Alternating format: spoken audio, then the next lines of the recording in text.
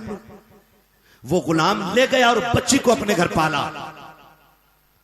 वो अपने वक्त की इतनी बड़ी काहिना बनी कि तौरात, ज़बूर, इंजील तीनों किताबों का इल्म उसके सीने में था।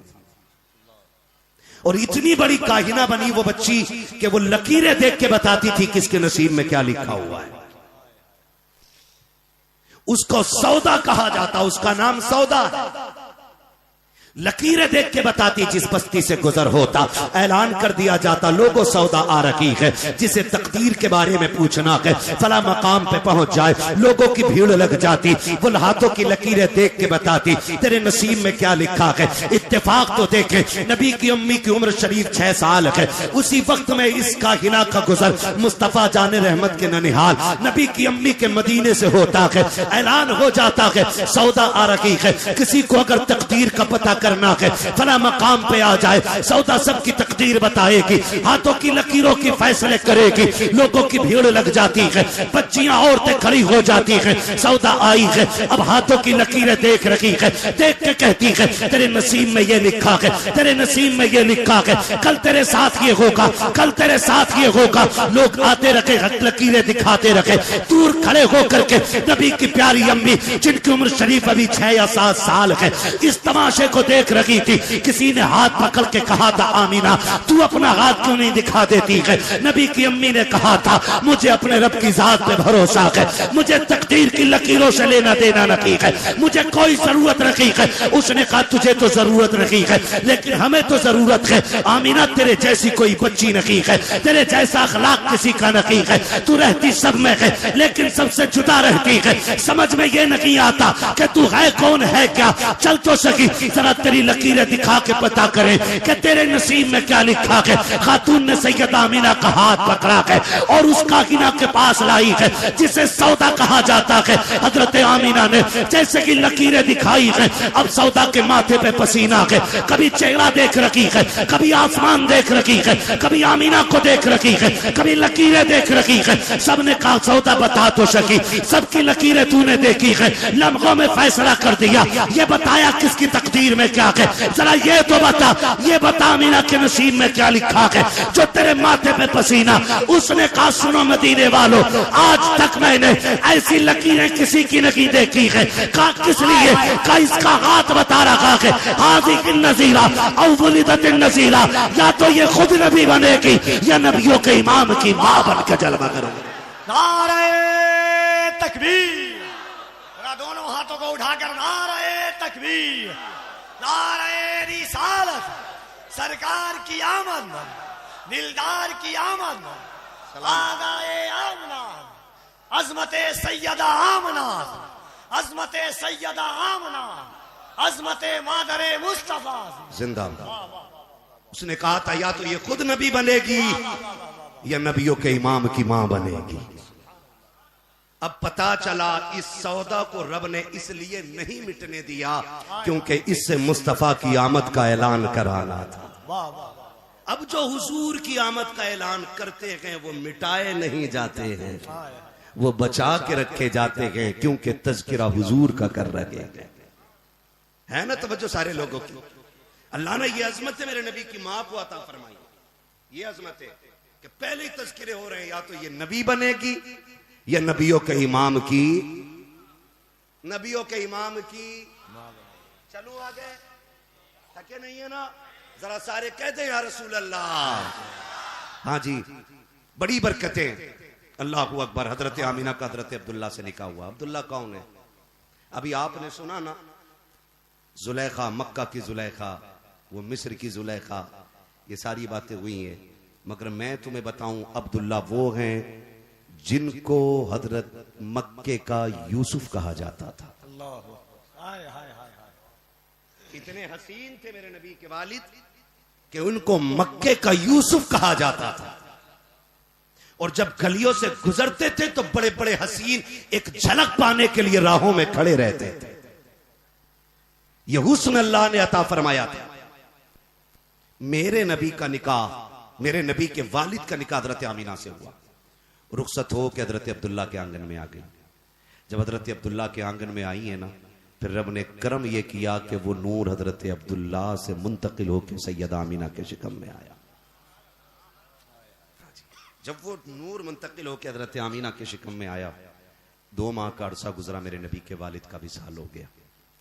जब नबी के वालिद का विसाल हुआ ना, तो अरब का दस्तूर यह था कि कोई खुशबू औरत को नहीं लगानी है, 1 साल तक बन सवर के नहीं गुजरना है, बालों में कंगा नहीं करना है, नए कपड़े नहीं पहन रहे।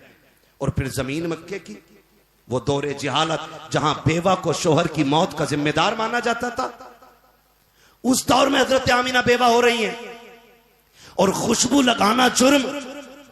ये कंडीशन कहती कि जब 2 महीने गुजरे, मेरे शोहर का विसाल हुआ, कहती जब मुझे पसीना आया ना तो मैंने दुपट्टे से यूं साफ किया।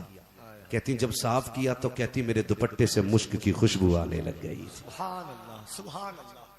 ये कौन कह रहा है? नबी की अम्मी बयान फरमा रही है, मेरे दुपट्टे से मुश्क की खुशबू। कहने लगी मैं डर गई, अगर किसी को पता चल गया तो कोई क्या कहेगा, आमीना खुशबू लगा रही है। इसने अरब का दस्तूर तोड़ दिया। फरमाती मैं दौड़ी दौड़ी गई, मैंने दुपट्टे को धोने के लिए पानी में डाला ना, कहती रब्बे काबा की कसम, जो पानी मेरे दुपट्टे से गुजर के जाता था उससे भी मुश्क की खुशबू आ रही है। इसे हुजूर का मिलाद कहते हैं। ये है हुजूर का मिलाद।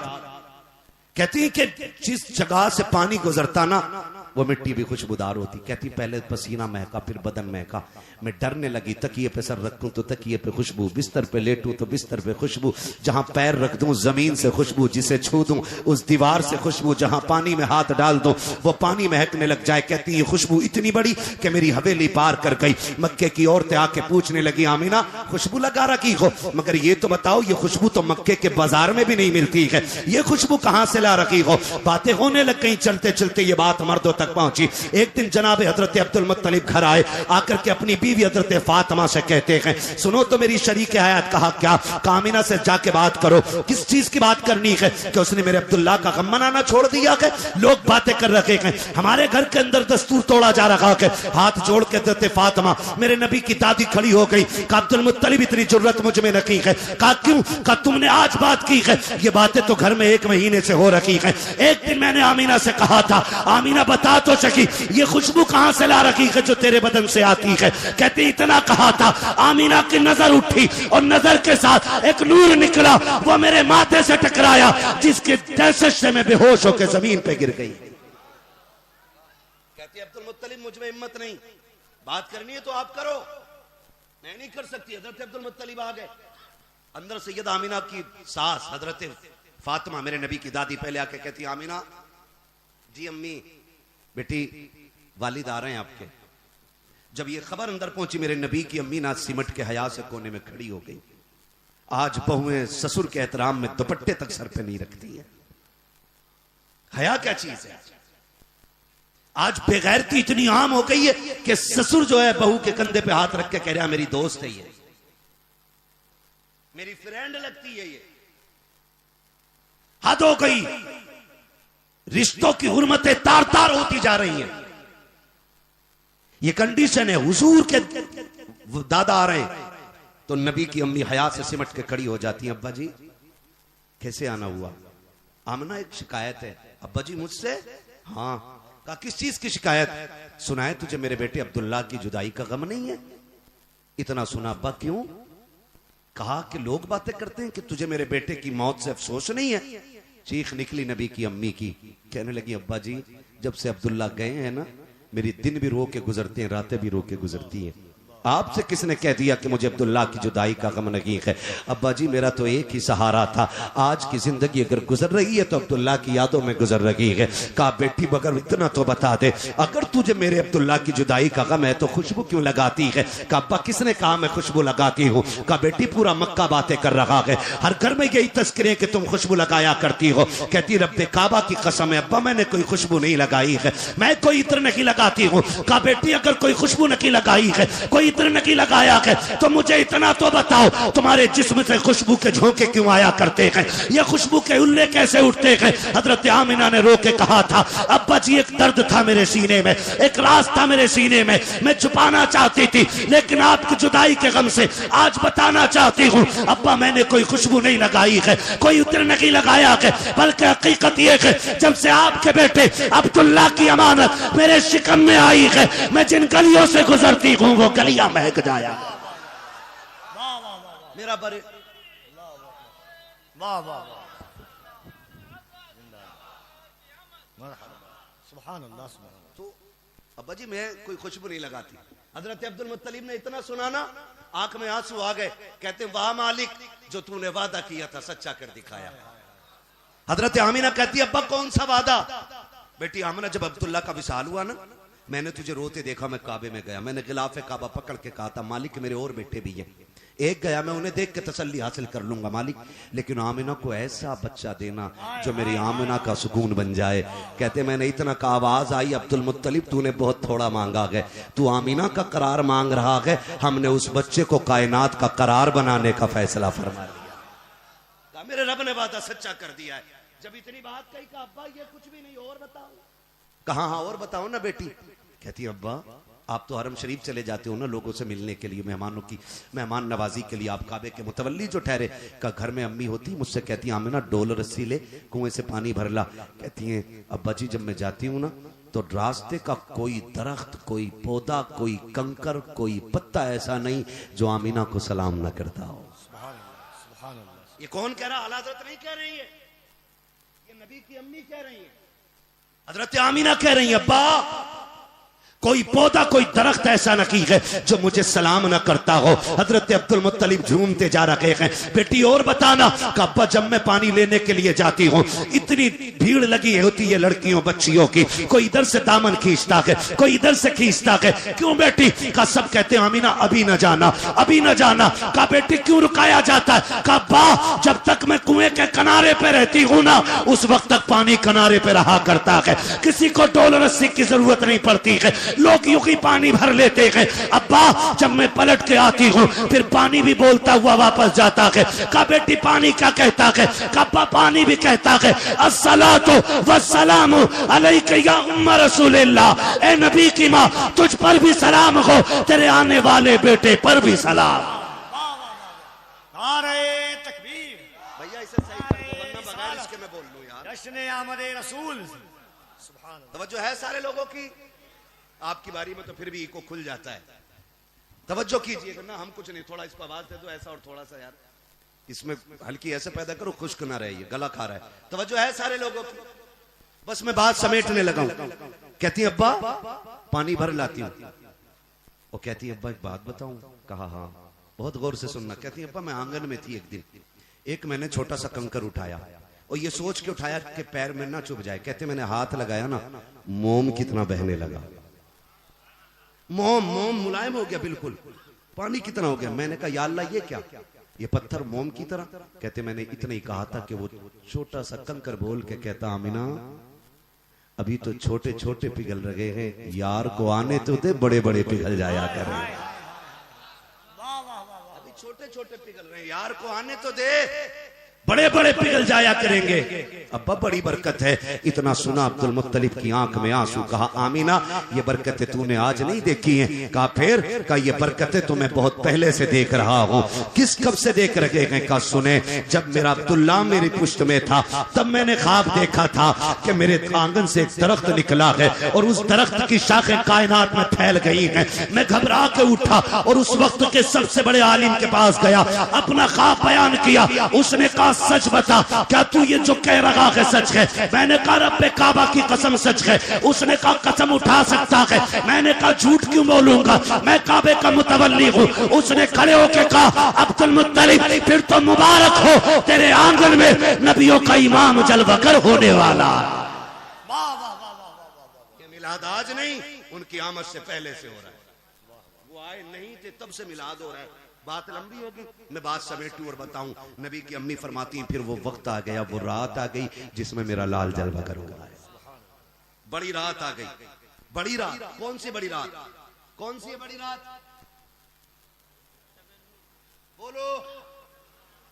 जी शबे नूर 12वीं शब है।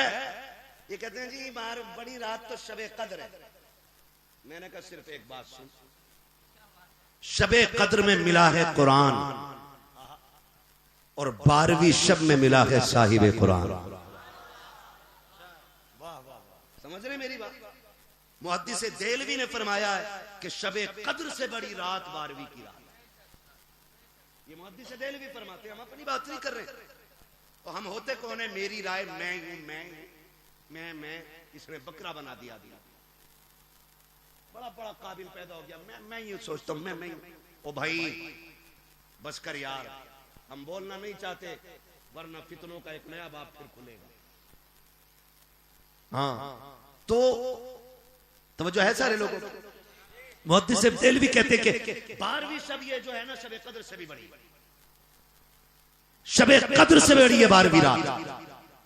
आगे बढ़े, कहती वो रात आई ना, कहती मैं बेवा, गुर्बत, तन्हाई, अंधेरा, ये सब चीजें इकट्ठा थी।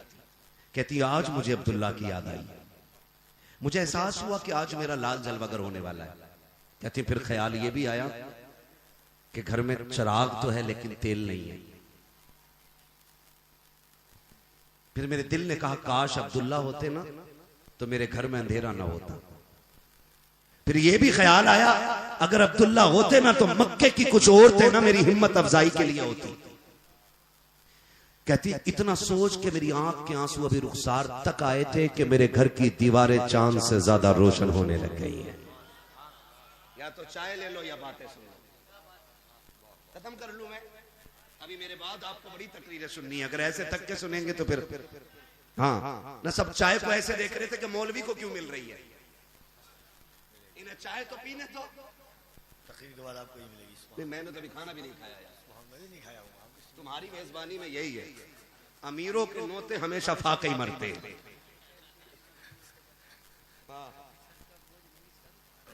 क्या बात है, ठीक है ना, तवज्जो है सारे लोगों की। चलो आगे ना, जरा सामने वाले मेरा साथ दे मेरे भाई, बोले जरा या रसूल अल्लाह। हाँ जी, तो नबी की अम्मी कहती है ना, इस ख्याल से आंसू निकल के यहां आए थे कि मेरे घर की दीवारें चांद से ज्यादा रोशन हो गई, कि अंधेरा खत्म। एक एहसास था तन्हाई का। कहती फशक्कल जिदार फदखला सलासुन निस्वा, मेरे घर की दीवारें फटी, 3 औरतें मेरे घर में दाखिल हो जाती हैं। उनके कद खजूरों जैसे लंबे, चेहरे चांद से ज्यादा रोशन। मैंने कहा आने वाली हो कौन हो, किस लिए आई हो? उन तीनों ने आके कहा था हमें नहीं पहचाना। कहा नहीं। कहती पहले ने आगे बढ़ के कहा आमीना मैं आदम की बीवी हव्वा हूँ। दूसरी ने आगे बढ़ के कहा कि मुझे नहीं पहचाना, मैं ईसा की माँ मरियम हूँ। तीसरी ने आके कहा था मैं इस्माइल की अम्मी हाजरा हूँ। कहा क्यों आई हो? कहा मुबारकबाद देने आए हैं। कहा किस बात की? कि आज तेरी गोद में नबियों का इमाम आने वाला। नारे तकबीर, नारे रिसालत, जश्न मिलादे मुस्तफा, जश्न आमदे रसूल। सुभान अल्लाह, सुभान अल्लाह। फरमाती कि फिर वो तो गई। कहती अचानक मैंने देखा मेरे सामने एक हसीनुमा जबीन खातून खड़ी थी। अब मत कहना नबी मेरी तरह बशर है, इसलिए कि तू पैदा हो तो मरदूद बदबू फैल जाती है। जिस घर में तू पैदा हो जाए 7 पुश्ते मनहूस पैदा होती है। और फिर कह रहा नबी मेरी तरह। पढ़ जरा तारीख उठा के देख, नबी जलवागर हो रखे हैं, नबी की अम्मी कह रही है। फिर अचानक मैंने खूबसूरत महजबीन खातून देखी, इतनी हसीन कभी कोई औरत नहीं देखी थी। मैंने आवाज दे के कहा तू कौन है? उसने कहा तेरी खादिमा हूँ। कहा कभी तुझे मक्के में नहीं देखा। आमीना देखोगी कहाँ से? मैं तो जन्नत से चल के आई हूँ। कहा है कौन? कहा मैं जन्नत की हूरों की सरदार। कहा किस लिए आई है? कि रब ने तेरी दाया बना के भेज दिया है, तेरी खिदमत के लिए हूँ। फरमाती फिर मैंने एक इंसानी शक्ल का बंदा देखा, उसने मेरे हाथ में प्याला दिया, एक मशरूब उसमें था। कहा मेरा पियो। मैंने पिया, सारा दर्द खत्म, दुख खत्म, एहसास खत्म। कहती सारी सजावटें हो गई, सारी तैयारियां हो गई। फखरज मिन्नी नूर, फिर मेरे जिस्म से नूर का ज़ुहूर हो रहा है। कहते उसकी रोशनी ऐसी थी कि मैंने मुल्क शाम को भी देखा है। और कहते सिर्फ मुल्क शाम नहीं, नबी की अम्मी कहती है उस नूर की रोशनी में मैंने मशरिक में झंडे देखे, मैंने मगरिब में झंडे देखे। और कोई कह रहा था ये मोहम्मद अरबी की अजमतों के झंडे हैं जो कयामत से पहले पहले सारी कायनात में लहरा के रहे। सुभान अल्लाह, सुभान अल्लाह अल्लाह, वाह वाह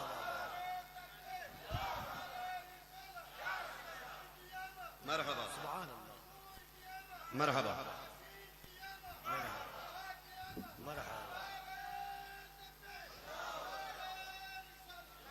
खुदा सलामत रखे, हुजूर जलवागर हो गए। ये बात भी सब ने सुनी है। हुजूर आए, सजदे में सर रखा, इधर हुजूर सजदे में, उधर काबा झुका। अब्दुल मुत्तलिब कह रहे कि मैं परेशान हो गया, काबा क्यों झुक गया ये?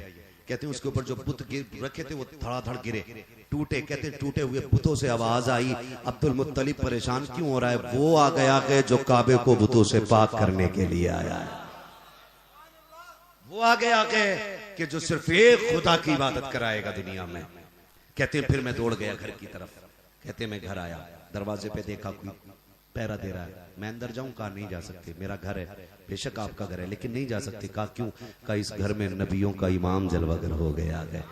कहा फिर मुझे जाने दो ना, मेरा पोता है वो। कहा बेशक है, लेकिन अल्लाह ने ये फैसला किया है कि उसे देखने के लिए भी जन्नत की हूरें और फरिश्ते आ रखे हैं। कहा पहले अर्श वालों को दिखाया जाएगा, फिर फर्श वालों को दिखाया जाएगा। नबी जलवागर हो गए। बातें बहुत हैं। हुजूर ने सजदे में सर रखा, आवाज आती है बरेली से, हाजियो आओ शहनशाह का रोजा देखो, काबा तो देख चुके, काबे का काबा देखो। इधर हुजूर मक्का में जलवागर हो रहे हैं ना। हजरत हलीमा सादिया कबीले बनु साद से ताल्लुक रखती हैं। कहती मैंने ख्वाब देखा कि मेरे ख्वाब में कोई बुजुर्ग आए, उन्होंने मेरा हाथ पकड़ा। कहती दुख इतने थे कि फाका खानदान में था, बच्चे बीमार थे, सवारी का बच्चा इसलिए मर गया था ऊँटनी का कि उसका पेट नहीं भर रहा था। मेरे बच्चे भी भूख से परेशान थे, उनका भी पेट नहीं भर रहा था, घर में फाके हो रहे थे। कहा मैं भी बड़ी दुख में थी, मेरे शोहर भी परेशान थे, कमजोर और लागर हो गए थे फाकों की वजह से। कहा उसने मेरा हाथ पकड़ा, एक नदी के किनारे ले गया, एक प्याला भर के मुझे दिया, मैंने पिया। वो कहती है उसको पीना था कि मेरे दुख खत्म हो गए। उसने फिर मेरा हाथ पकड़ के कहा हलीमा पहचाना मैं कौन हूं? कहा नहीं। कहा मैं तेरा सब्र का अजर हूं, मैं तेरे सब्र का अजर हूं। का क्या मतलब? का तूने फाके किए लेकिन रब का शुक्र नहीं छोड़ा, तूने भूख में जिंदगी काटी लेकिन अल्लाह का जिक्र नहीं छोड़ा, मैं उसी सब्र का अजर बन के आया हूं। और कहा हलीमा आज से तेरे दुखों के दिन खत्म हो गए हैं, सुखों के दिन शुरू हो गए। कहती मैं सुबह उठी, मैंने अपने शौहर से कहा हारिस हाँ कि चलें हम भी मक्का। कहा क्यों? का बच्चे ले आए। कहा सुन सवारी बीमार है और हम तुम उसे चला नहीं जा रहे, बता जाएंगे बच्चा लाएंगे, उसे क्या खिलाएंगे? कहा हारिस अपने बच्चों के फाके देख लो, क्या करेंगे हम लोग, कैसे पालेंगे? चलो ना, कई साल से गए नहीं है। कहते मैंने जिद की और अपने शोहर को लेकर कबीले के साथ निकली, काफिले के साथ 9 औरतों का काफिला था जिसमें हजरत हलीमा सादिया निकली है। कहती है कि सवारी इतनी कमजोर थी कि रुक जाती, बैठ जाती। तो साथ वाली कहती हलीमा एक काम कर, या तो साथ चल या फिर हमें जाने दे। कहती मैं अकेली हूं ना, मुझे ले चलो साथ। तो उन्होंने कहा नहीं नहीं, अगर तेरे साथ चलेंगे तो हमारा भी खाने पीने का सामान खत्म हो जाएगा, इतना सामान नहीं है कि रुक रुक के जाएं। तो कहा ठीक है फिर जाओ। जब वो गई ना, हजरत हलीमा ने रुख किया मक्के की तरफ और रो के कहा था पैदा करने वाले तूने हलीमा गरीब बनाई थी और नसीब भी गरीब ही बना दिया था। क्या गरीबों का मुकद्दर भी गरीब होता है? कोई आज हलीमा को मुंह लगाने तैयार नहीं। इतना रो के कहा, पीछे पीछे चली। जब ये औरतें बच्चे लेके निकल रही थी तब हलीमा मक्के में दाखिल हो रही थी। ठीक है जी, रिवायतें अलग अलग है, लेकिन मैं एक रिवायत के मुताबिक पढ़ रहा हूं कि आप आई, रात का सन्नाटा था, काबे शरीफ के दरवाजे पे, हरम के दरवाजे पे आ गई और इंतजार करने लगी सुबह होगी और कोई आएगा, दाया का तलबगार तो हम चले। लेकिन बैठे बैठे ना मुड़ के काबे को देखा तो चीख निकली और गिलाफे पागा पकड़ के जाके रो के कहती मालिक बच्चे भूखे छोड़ आई हूं, जानवर फाके से है, मालिक करम कर, मैं तुझसे बारिश नहीं मांगती, सिर्फ एक कतरा ही दे दे, एक कतरा ही दे दे। मालिक मेरे बच्चों की भूख है, मुझसे अपने बच्चों की परेशानी नहीं देखी जाती। मालिक बच्चे औरतें ले गई हैं, मालिक हलीमा खाली जाएगी क्या? कहती है अभी रो के मैंने इतना कहा था। इतने दरवाजे पे एक आवाज गूंजी, गरजदार आवाज थी। उसने कहा कोई दाया है? कहती है जैसी मैंने इतना सुना मैं दौड़ गई, मैंने कहा जी मैं हूं। कहती मैंने पूरी बात भी ना की, मैं कहते हुए दौड़ गई। कहती जाके देखा कंधे पे चादर है और मेहराब माथे की बता रखी थी, बड़े खानदान का सरदार है, उसके माथे की चमक बता रखी थी, इबादत इबादत गुजार बंदा है, उसके जिस्म का नूर बता रहा था, ये रक्षकों में शामिल रहता है। कहती मैं उसकी शान और शौकत को देख के समझ गई, बड़े खानदान का बड़ा सरदार है। मैंने कहा जी मैं हूँ। का नाम क्या है? कहा मैंने हलीमा मेरा नाम है। कहा किस कबीले से ताल्लुक रखती हो? कहा कबीले बनु साद से। कहा मैंने इतना कहा था, मुस्कुराने लग गए। मैंने कहा बताएं तो सही मुस्कुराए क्यों हो? कहा बेटी बस यूं ही मुस्कुरा दिया। कहा बताएं तो सही मुस्कुराने की वजह क्या है? कहा बेटी इसलिए मुस्कुरा रखा हूँ, अल्लाह ने तुझे कितना अजीम मुकद्दर दिया है। कहा क्यों? कि अभी चंद दिन पहले मैं तवाफ काबा कर रहा था, इतने में आवाज आई थी अब्दुल मुत्तलिब महबूब हमारा है, इसलिए किसी दाया को मत देना, फैसला हम करेंगे किसकी गोद में डालना है। मैंने कहा मालिक किसे देना है? आवाज आई सुन, सबसे आखिर में आएगी, नाम हलीमा होगा, कबीले बनु साद से होगी, याद रखना हवेली कच्ची होगी, ईमान पक्का होगा। नारे तकबीर, नारे रिसालत, जश्न आमद रसूल, सुभान अल्लाह। समझ गए मेरी बात? हाँ, कहा हवेली कच्ची होगी, ईमान की बड़ी पक्की होगी, देखने में गरीब लगेगी, अब्दुल मुत्तलिब हमारा महबूब उसी की झोली में डाल देना। फरमाने लगे आओ आओ। हजरत हलीमा सोच रही हैं भी मैं आई नहीं, ऐलान पहले हो गए, और फिर तो बहुत सोना लेना है, बच्चे को ले जाने की चांदी भी बहुत लेनी है। कहती मैं ये सोच के दरवाजे पे पहुंची। हाँ कौन है? दाया। कहां से हो? कबीले बनु साद से। इतनी बात बताई। अगली बात नबी की अम्मी कहती हैं हलीमा दरवाजा खुला है, अंदर आ जाइए। दरवाजा खोला, जी मेरा पता कहां? तो कहती जब मैंने घर में कदम रखा ना तो हजरत आमीना की दीवारों से नूर टपक रहा था। मैं सोचने लग गई कि जिसकी दीवारें इतनी रोशन हैं वो बच्चा कितना हुस्न वाला होगा। कहती मैं एकदम से बड़ी, आमीना बच्चा किधर है? कहा सुन बैठ, बच्चा बाद में दूंगी, पहले मेरी बात सुन ले। बच्चा कोई आम नहीं है, और ये भी सुन बच्चा यतीम है। ये मत सोचना कि तुझे सोना चांदी मिलेगा, लेकिन हाँ मेरा बच्चा इतनी अजमतों वाला है, जब मेरे शिकम में आया ना तो पहले ही महीने से नबियों ने सलाम करने आना शुरू कर दिया। कहा जिस बच्चे को लेने आई हो समझ भी तो लो ना।